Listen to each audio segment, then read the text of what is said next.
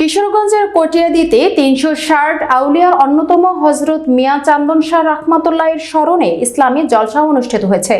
সহকারী attorney general Ashikuzzaman নজরুলের সভাপতিত্বে প্রধান অতিথি হিসেবে বক্তব্য রাখেন কটিয়াদী উপজেলার নির্বাহী কর্মকর্তা মোহাম্মদ মাইদুল ইসলাম।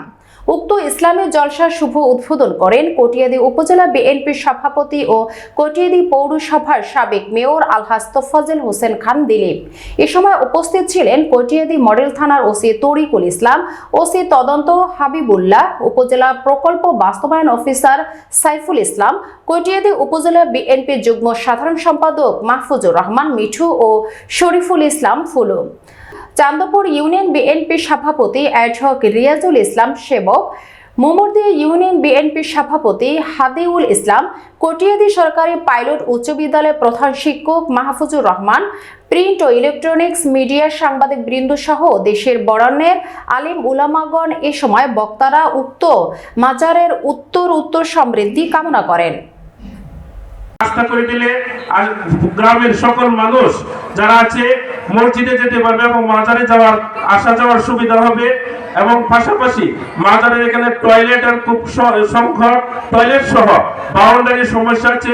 এই বিষয়গুলি আজকে অত্যন্ত আমরা আনন্দিত এখানে উপস্থিত হয়ে আমরা আশা করব সবাই শান্তিপূর্ণভাবে অনুষ্ঠান শুরু থেকে শেষ হওয়া পর্যন্ত শৃঙ্খলা রক্ষা করে এই মাজারের পবিত্রতা রক্ষা করবেন আপনারা এবং সুন্দরভাবে অনুষ্ঠানটি সমাপ্ত করবেন। যারা এই আয়োজক তাদেরকে শুকরিয়া আদায় করছি এবং পাশাপাশি আজকে আমাকে এই অনুষ্ঠানে দাওয়াত করতে পেরে আমি নিজেকে কৃতজ্ঞতা এবং নিজেকে ধন্য মনে করছি। যাই হোক, আজকে আমি একটি যেহেতু ওনাদের কাছে অন্তর্বর্তীকালীন সরকার আছে, ওনাদের কাছে দায়িত্ব, তো আমরা ওনাদের কাছে একটু দাবি করবো। আমি বলবো, আমি আসার পরে থেকে যতটুকু পারি স্বচ্ছতার মাধ্যমে আমি করবার চেষ্টা করব।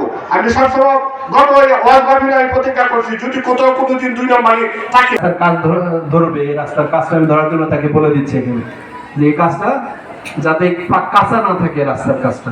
এবং আরেকটা আমি কথা বলবো যে আপনাদের পুকুরটা অনেক বেশি বড়। আমি এটা আমার প্রাথমিকভাবে আমার একটা প্ল্যান ছিল যে এই পুকুরটাকে কিভাবে আমাদের উপজেলা পরিষদের সামনে যে পুকুরটা ঘাটলা করা আছে, সুন্দর করে বাঁধানো আছে, এটা আসলে করতে অনেক বেশি টাকা লাগবে।